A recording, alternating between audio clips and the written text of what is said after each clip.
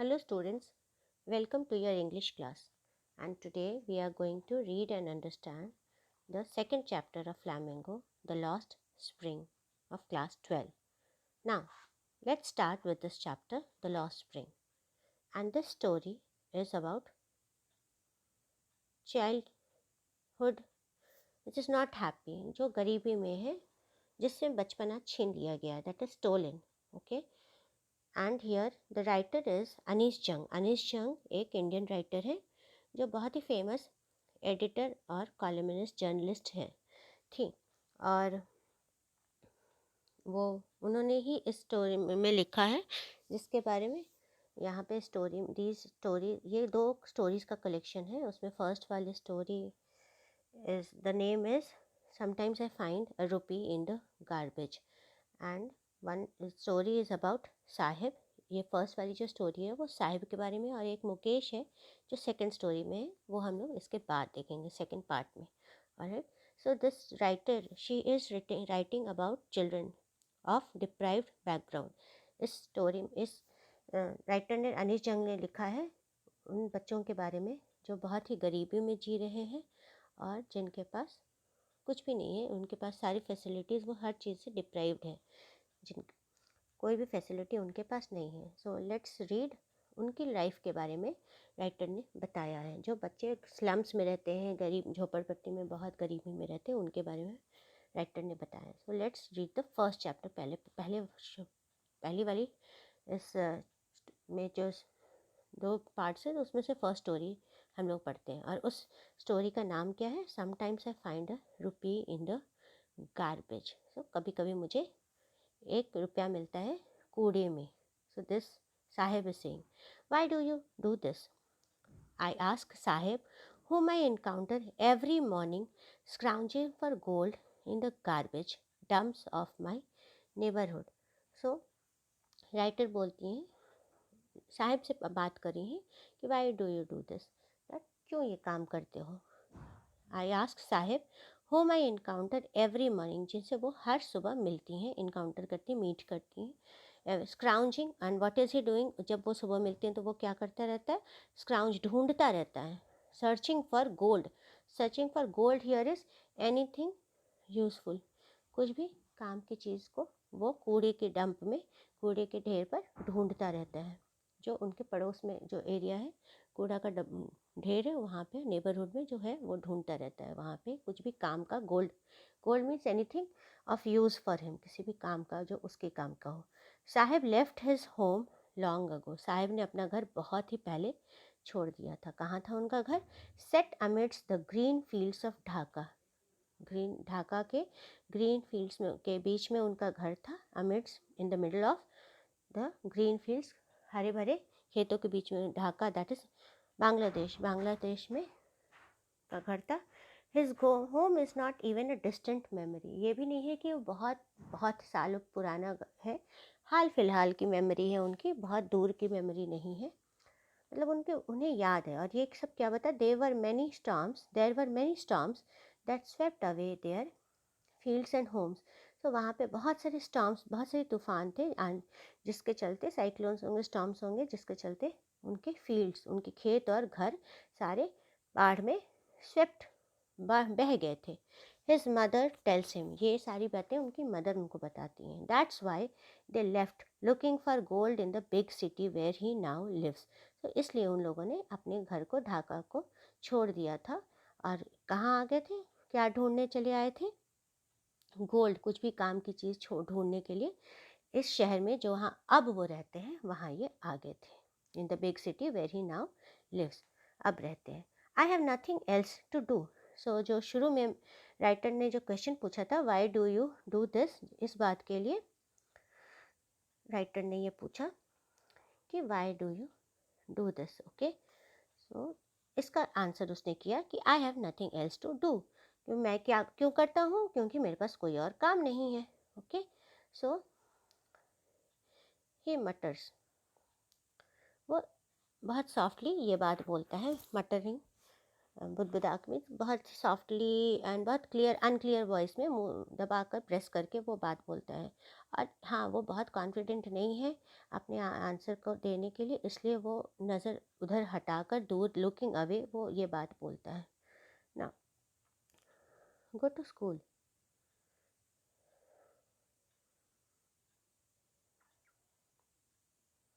Go to school. तब writer ने बोला कि तो स्कूल चले जाओ अगर तुम्हारे पास कुछ भी नहीं है करने के लिए। I say glibly. Glibly means very thinking without means speaking without thinking, बहुत ही ऊपरी बात बोलना और बिल्कुल बिना सोचे समझे कुछ भी बोल देना, that is glibly. That is means बहुत very speed in speaking in very fluent tone, बहुत ही जल्दी बोलना और लेकिन बिना सोचे, without thinking, very thoughtless talk. Okay. And she said, जब उसने बोल तो दिया बट वो अपने आप को वो महसूस कर रही थी, रियलाइजिंग अंडरस्टैंडिंग दैट इमीडिएटली, अभी तुरंत उनको समझ में आ गया immediately how hollow the advice must sound, वो आवाज़ जो एडवाइस है वो कितना खोखला लग रहा है, कितना खाली लग रहा है। ओके। बहुत इनसिंसियर सुपरफिशियल एडवाइस वो आवाज़ आ रहा था।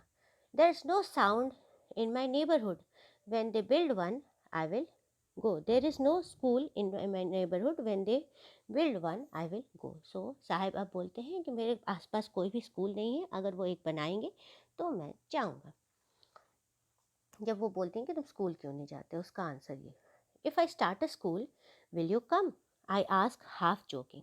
अब राइटर जस्ट आधे हंसी मजाक में वो बोलती हैं कि अगर मैं स्कूल स्टार्ट करूँगी तो क्या तुम आओगे? Yes he says smiling broadly, बहुत ही ब्रॉडली स्माइल करता है कि हाँ बिल्कुल आऊँगा, और बहुत ही बड़ा सा स्माइल देता है। A few days later I see him running up to me, is your school ready? कुछ दिन बाद वो लड़का फिर से उसके साहब उसके पास उनके पास राइटर की तरफ दौड़ता हुआ आता है और क्या पूछता है, इज़ योर स्कूल रेडी? क्या आपका स्कूल तैयार है? It takes longer to build a school, I say embarrassed now. अब राइटर एम्बेरस्ड है, शर्मिंदा है, उन्होंने ऐसी बात ही क्या बोली। तो अब क्या जवाब दें, तो उन्होंने बोल दिया स्कूल बनाने में ज़्यादा टाइम लगता है, it takes longer to build a school. I say embarrassed. Embarrassed means बहुत ही वो मीन्स शर्मिंदा हुई क्योंकि उन्होंने ऐसी बात पहले प्रॉमिस कर दी थी। Eight having made a promise that was not meant, ऐसी प्रॉमिस की थी जिसका उनका कोई मतलब नहीं था, उन्हें उसको सच करने का कोई मतलब नहीं था प्रॉमिस रखने का। But promise like mine abound in every corner of his bleak world. So but ऐसे ऐसे प्रॉमिसेस उनकी लाइफ में हर कोने में उनको मिलता है। Okay. Mine abound in every corner,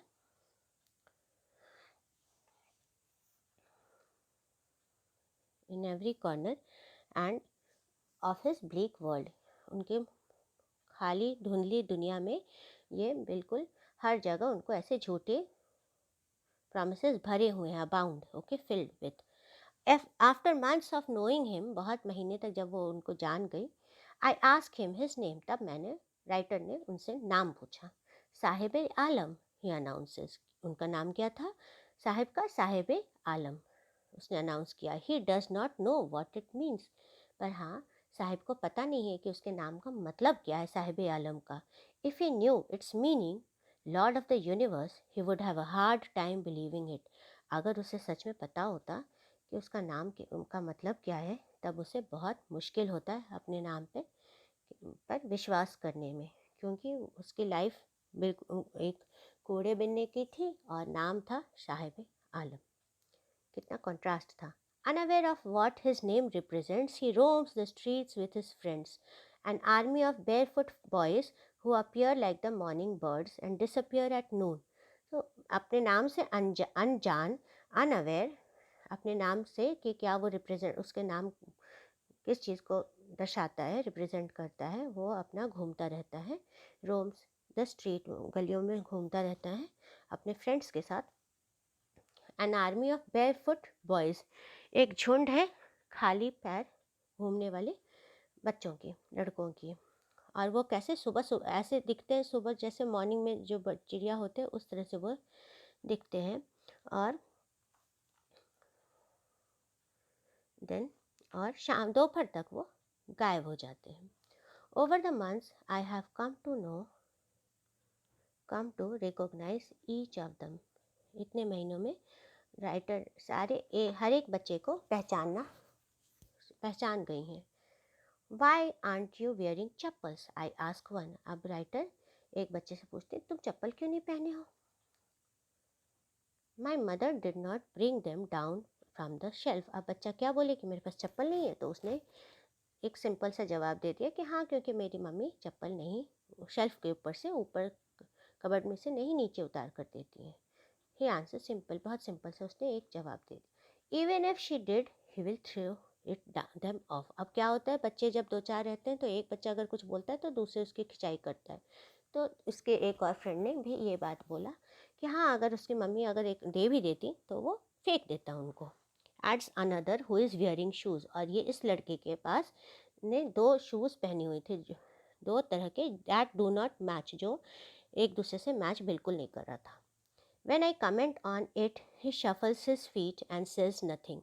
जब राइटर ने इस बात पे कमेंट किया, जब इस बात पे कुछ टोका उनको, तब उसने लड़के ने अपने एक पैर से उधर हिलाए, शिफ्ट किए, शफलिंग की, एंड सेज नथिंग. लेकिन कुछ बोल नहीं पाया. I want shoes. अब तीसरे बच्चे ने बोला कि मुझे जूते चाहिए.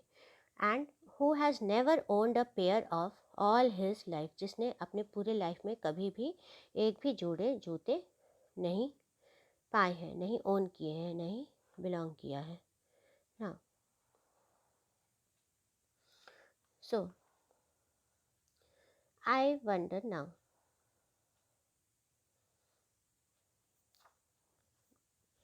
Then travelling. अब राइटर अपने एक्सपीरियंस के बारे में बता रही हैं.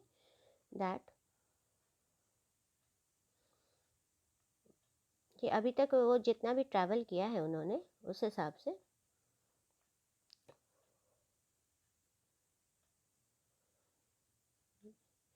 One minute,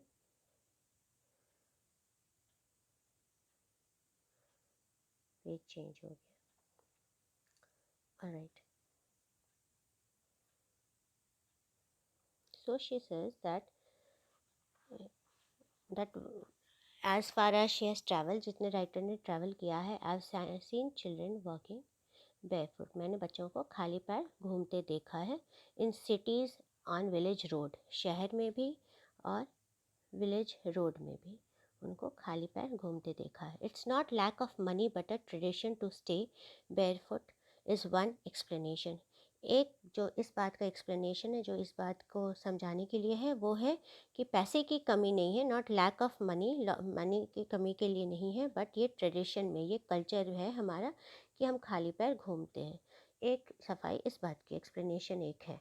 and I wonder if this is only an excuse to explain away a perpetual state of poverty. अब राइटर बोलती हैं कि मैं तो इस बारे में सोचती हूँ कि क्या ये सच में एक मतलब ऐसा ट्रेडिशन है या एक बहाना है, एक एक्सक्यूज़ है इस चीज़ को समझाने के लिए कि हम लोग क्यों इस चीज़ को अपने एक्सप्लेन करने, अपनी गरीबी जो कंटिन्यूस हमारी अनएंडिंग परपेचुअल अनएंडिंग गरीबी की जो स्टेट है, फॉर्म है, उसको हम लोग पाने के लिए, एक्सक्यूज़ देने के लिए इस चीज़ को एक्सेप्ट करते हैं कि हाँ, ट्रेडिशन में है खाली पैर चलना. I remember a story a man of Udupi once told me as a young boy. So एक लड़के ने, उडुपी का एक इंसान आदमी था, उसने एक कहानी उनको राइटर को बताया था कि एज अ यंग बॉय, जब वो आदमी उस टाइम छोटा लड़का था और वो स्कूल जाता था. स्कूल जो उसके टेंपल को एक पास करता था, एक पुराने टेंपल को क्रॉस करके उसका स्कूल था, वो वहाँ जाता था. और उस टेंपल में उस आदमी के फादर पुजारी थे, प्रीस्ट थे. सो वो वहाँ जाता था. तो पहले स्कूल जाने के पहले वो स्कूल में वहाँ टेंपल में रुकता था. ही वुड स्टॉप ब्रीफली, बहुत शॉर्ट टाइम के लिए वो टेंपल में रुकता था, briefly short time, and pray for a pair of shoes. और क्या प्रार्थना करता था मंदिर में? एक जोड़ी जूते के लिए.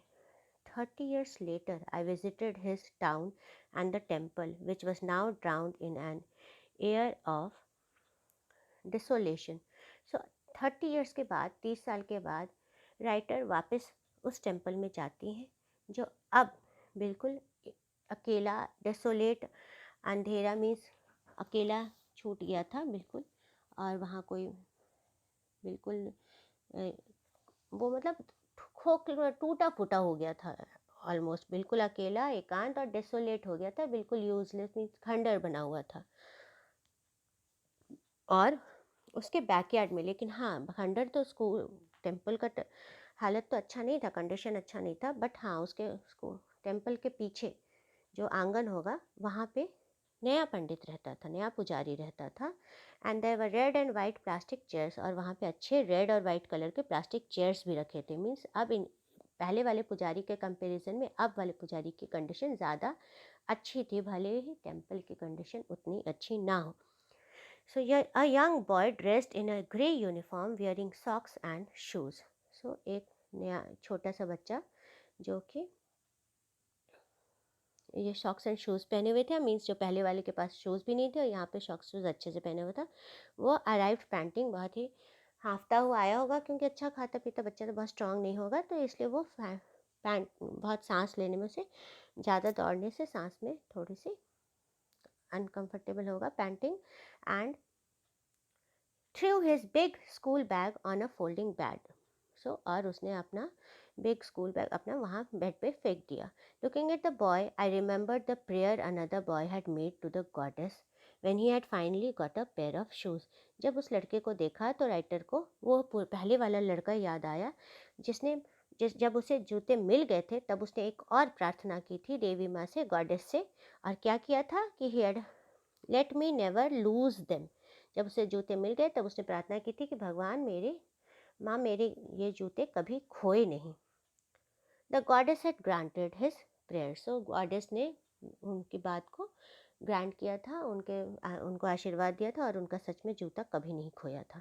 Young boys like the son of the priest now वोर शूज़। बट अब जो छोटे बच्चे, यंग लड़के हैं जो आज के प्रीस्ट के बच्चे हैं, उस तरह के बच्चे अब शूज़ पहनते हैं। But many others like the rag pickers in my neighbourhood remain shoelace. But अब जो और अलग रैग पिकर से प्रीस्ट के बच्चे तो शूज़ पहनने लगे, बट ये रैग पिकर्स के पास अभी भी शूज़ नहीं है, वो बिना शूज़ के रहते हैं। Okay now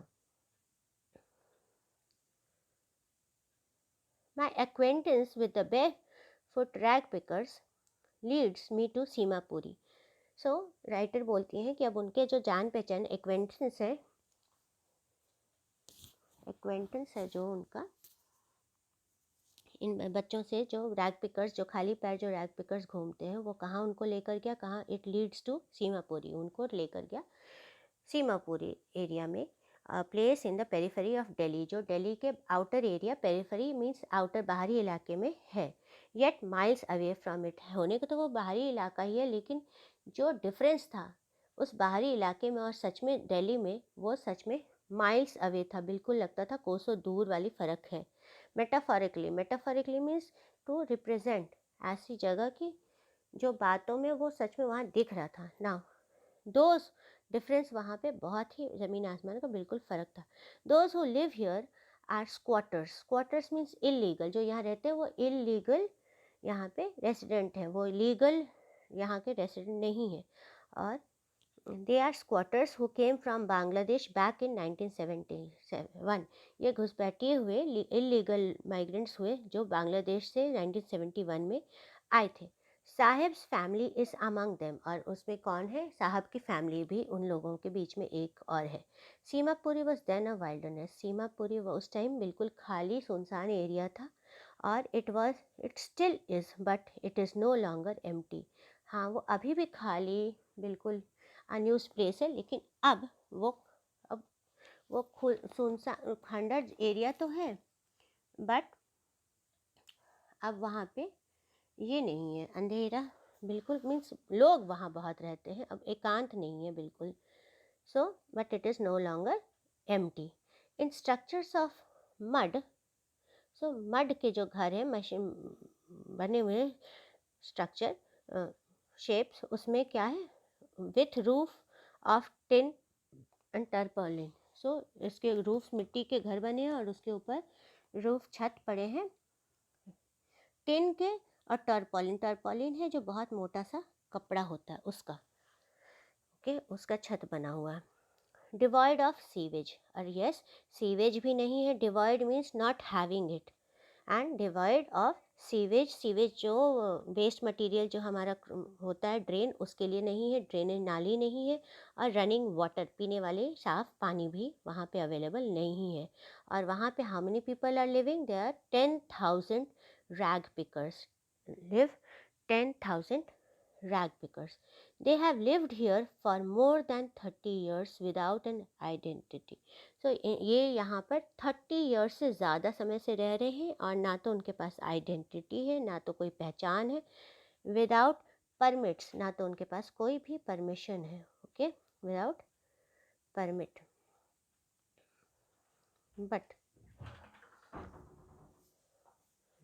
but with ration cards, लेकिन यस उनके पास राशन कार्ड हैं, आइडेंटिटी कार्ड भले ना हो बट उनके पास राशन कार्ड है।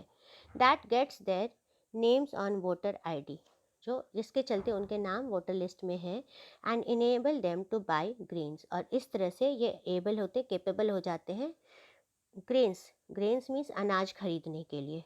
Food is more important for survival than an identity, उनके लिए खाना ज़्यादा ज़रूरी, ज़्यादा इम्पॉर्टेंट है और अपने पहचान से ज़्यादा इम्पॉर्टेंट है खाना, अपने सर्वाइवल, उनकी जीवनी जिंदा रहने के लिए। If at the end of the day we can feed our families and go to bed without an aching stomach, we would rather live here than in the fields that gave us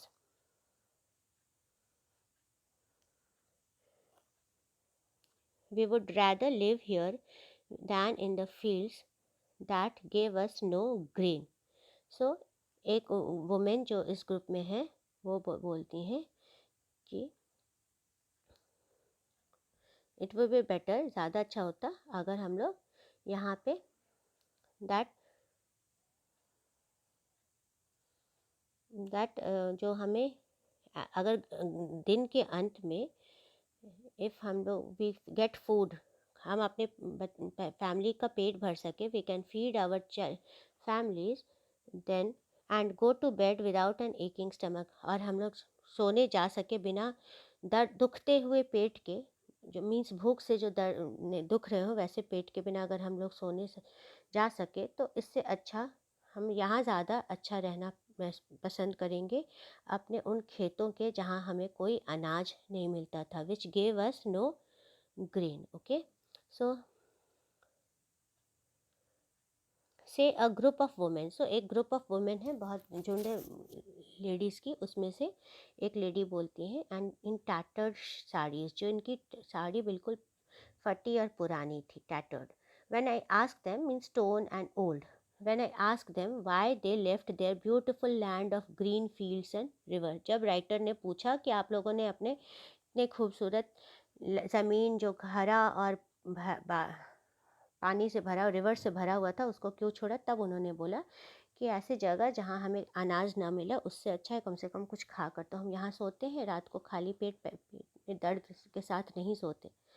so I asked them why they left the Wherever they find food, they pitch their tents that become transit homes. So writer is saying that वो जो भी हैं ये लोग जहाँ भी उनको खाना मिलता है, where they find they pitch, वहाँ पे वो अपना टेंट खड़ा कर देते हैं, स्टैंड कर देते हैं, एंड बिकम ट्रांजिट होम, जो टेम्पररी घर बना लेते हैं वहीं पर। Children grow up in them becoming partners in survival, और छोटे जो लड़के बच्चे हैं वो भी वहीं पार्टनर्स इन सर्वाइवल, जो साथ में मीन्स शेयर करके सर्वाइव करते हैं, जीते हैं, वैसे पार्टनर बन जाते हैं अपने पेरेंट्स के साथ और एक दूसरे की मदद करते हैं। And survival in Seemapuri means rag picking, और यहाँ पे सर्वाइव करना, जीना सीमापुरी में, उसका मतलब क्या होता है, कूड़ा बिनना, जो भी कूड़ा वहाँ से उठाएगा चुनेगा बिनेगा और उसी तरह से वो सर्वाइव कर सकता है। Through the years it has acquired the proportion of a fine art.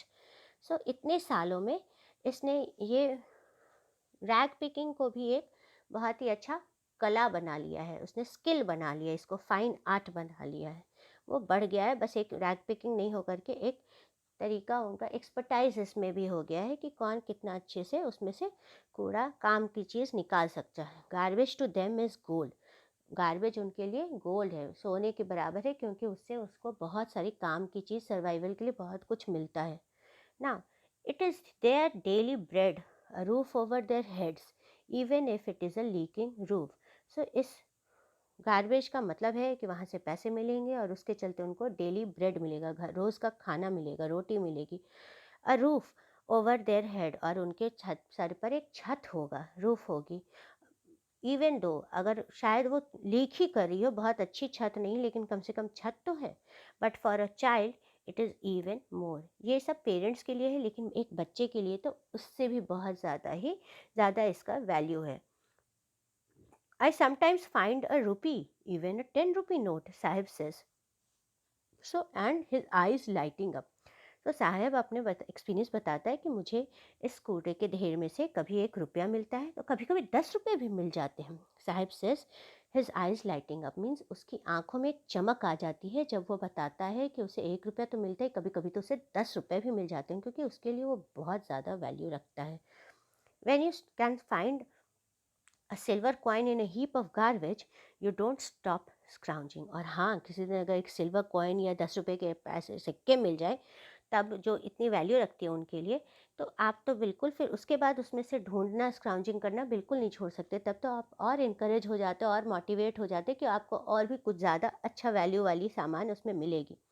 For their hope of finding more, इसलिए क्योंकि उनको उम्मीद रहती है कि अब और भी ज़्यादा कुछ काम की चीज़ मिलेगी। It seems that for children garbage has a meaning different from what it means to the parents. So ऐसा लगता है जैसे इन बच्चों के लिए ये कूड़े का अलग ही मीनिंग है, जो बड़े लोगों, उनके पेरेंट्स के लिए जो मीनिंग है उससे ज़्यादा ही इम्पॉर्टेंट मीनिंग है। For the children it is wrapped in wonder, for the elders it is a means of survival. So elders के लिए वो क्या है, एक जीने का ज़रिया है जिससे वो ज़िंदा रहते हैं, कुछ कमा कर खा कर। लेकिन बच्चों के लिए, चिल्ड्रन के लिए it is wrapped in wonders. ये लगता है जैसे कि बिल्कुल ढका हुआ, लपेटा हुआ है। हर चीज़ कुछ ही नए तरह की चीज़ उसमें से निकलेगा। तो इट इज़ लाइक वो समझता है कि उसमें से बहुत ही कोई वंडरफुल, बहुत ही कोई स्पेशल चीज़ निकले, कब क्या निकल जाए, और वो हमेशा एक सरप्राइज़ देगा। So he is waiting, that is why he saying that, ये the writer is saying that this is, it is wrapped in wonders. It is हमेशा उनको वो एक प्लेजेंट सरप्राइज़ देता है। सो ये बच्चों के पेरेंट्स के लिए तो सिर्फ जीने का सहारा है, बट इनके लिए एक हर दिन कुछ नया सरप्राइज देने वाला चीज़ है। But after some time one morning, एक विंटर मॉर्निंग में राइटर साहब को देखती हैं standing with by the fenced gate of the neighbourhood club. एक नेबरहुड क्लब है, एक पास में पार्क होगा, क्लब होगा, जहाँ पे फेंस्ड गेट है। फेंस्ड मीन्स बाउंड्री लगी हुई है उसकी, एक वुडन फेंसिंग वाली बाउंड्री होगी। और वहाँ वो खड़ा होके watching two young men dressed in white playing tennis. He sing, टू देख रहा है दो लड़कों, दो यंग पीपल को, दो यंग मैन को, जो पूरी वाइट ड्रेस में पहने हुए हैं, और they are playing tennis, they are playing tennis. I like the game, he hums. So उसने बहुत ही गुनगुनाते हुए ये बात बोला, मुझे ये गेम बहुत पसंद है। Content to watch it standing behind the fence. और वो जैसे बोलता है वो बिल्कुल सेटिस्फाइड है बाहर से इस मैच को, इस गेम को देखते हुए। वो बहुत खुश और संतुष्ट है, कंटेंट है, सेटिस्फाइड है। I go inside when no one is round, he admits. So अब ये थोड़ी सीक्रेट बता रहा है, अपनी बात को एक्सेप्ट कर रहा है राइटर की तरफ कि जब कोई नहीं होता है तो मैं अंदर भी जाता हूँ। The gatekeeper lets me use the swing. और जो गेट कीपर है वो भी शायद ज़्यादा पोलाइट है, काइंड है, और वो अंदर बच्चे को अंदर भी जाने, साहब को अंदर जाने देता है, वहाँ पे झूला झूलने देता है, swing.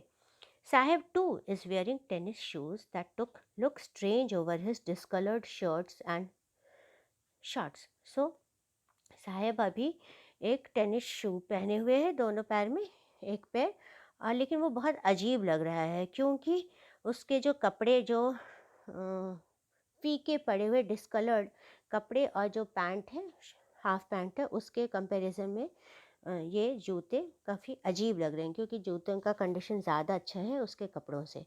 Someone gave them to me, he says in a manner of an explanation. So शायद कोई क्वेश्चन करे कि आपने ये जूते के क्यों ले आए, तो उसने अपनी सफाई में ये बात बोली कि किसी ने मुझे ये जूते दिए हैं. The fact that they are discarded shoes of some rich boy who perhaps refused to wear them because of a hole in one of them does not bother him. ये सच्चाई कि ये जूते हैं जो किसी अमीर बच्चे ने फेंक दिए होंगे, डिस्कार्ड किए होंगे, छोड़ दिए होंगे क्योंकि इसमें एक छेद है. परहैप्स रिफ्यूज़ टू वियर, उसने मना कर दिया होगा इसको पहनने से, रिफ्यूज़ कर दिया होगा पहनने से क्योंकि उसमें एक छेद है. Hole is there in one of, इस एक जूते में, दोनों में से किसी एक जूते में छेद है, इसलिए किसी अमीर बच्चे ने छोड़ दिया होगा पहनने से. ये चीज़ उसको परेशान नहीं करती है क्योंकि वो जूता तो कम से कम उसने पहना. For one who has walked barefoot even shoes with a hole is a dream come true. एक बच्चा जिसने जो हमेशा खाली पैर रहा है उसके लिए एक जूता होना, एक जोड़ी जूता होना, और भले ही उसमें एक छेद ही हो, वो ये भी एक सपने से सपना सच होने के बराबर ही है. But the game he is watching so intently is out of his reach. So the writer says that जो गेम वो बिल्कुल बहुत ध्यान से इंटेंटली देख रहा है, very carefully, very attentively he is watching, वो उसके पहुँच के बाहर की चीज़ है. जूते तो फटे हुए कम से कम मिल जाएंगे, बट वो टेनिस गेम खेलना उसके लिए उसके पहुँच के बाहर की चीज़ है. This means it is not impossible for him to, अब वो इतना भी उसको सूटेबल कंडीशन नहीं मिलेगा कि उसको ये खेलने मिल जाएगा. This morning Saheb is on his way to the milk booth. इस मॉर्निंग साहेब रास्ते में अपने मिल्क बूथ, जहाँ दूध मिलता है वहाँ पे उस दूध पे वो जा रहा है, अपने रास्ते में है. In his hand is a steel canister, उसके हाथ में एक स्टील का कैनिस्टर है. I now work in a tea stall down the road, he says pointing in the distance. अब वो राइटर को बताता है कि अब मैं एक टी स्टॉल, चाय की दुकान में काम करता हूँ जो रोड में नीचे की तरफ जाता है. Show says pointing in the distance, और उस तरफ हाथ दिखाता हुआ बताता है दूर में. I am paid 800 rupees and all my meals. तो उनको क्या उनकी पेमेंट क्या है, 800 रुपीज़, और सारे खाने, तीनों टाइम का जो खाना है उनको वो मिलता है. Does he like the job, I ask. मैंने उससे पूछा क्या तुम्हें अपना काम पसंद है.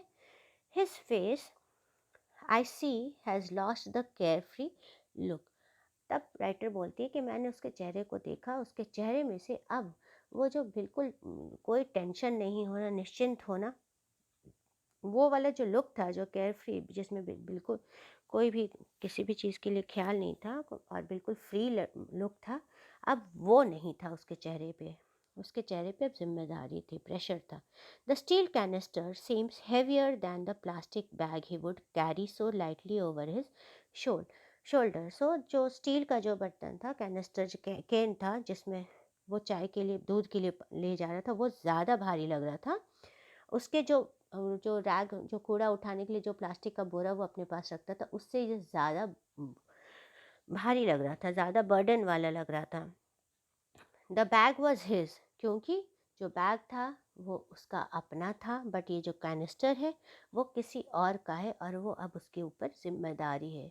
The man who owns the tea shop, Saheb is no longer his own master. Saheb अब अपना मालिक खुद नहीं रहा, अब वो किसी के अंडर में काम कर रहा था. So this is the story of a child जो पहले तो फ्री घूमता था, गरीबी में ही घूमता था, पर बिल्कुल आज़ाद घूमता रहता था, और बाद में उसे ये काम तो मिला, लेकिन अब वो इतना आज़ाद भी नहीं है. भले उसके पेट ज़रूर भर रहा था, खाना उसको तीनों टाइम मिल रहा था, बट हाँ, कहीं ना कहीं रिस्पॉन्सिबिलिटी बढ़ गई थी. अब वो बिल्कुल आज़ाद और अपने मालिक खुद नहीं रह गया था. So I hope you have understood the chapter, and in the next video we will read and understand the second story of this chapter. Thank you, children. Thank you very much.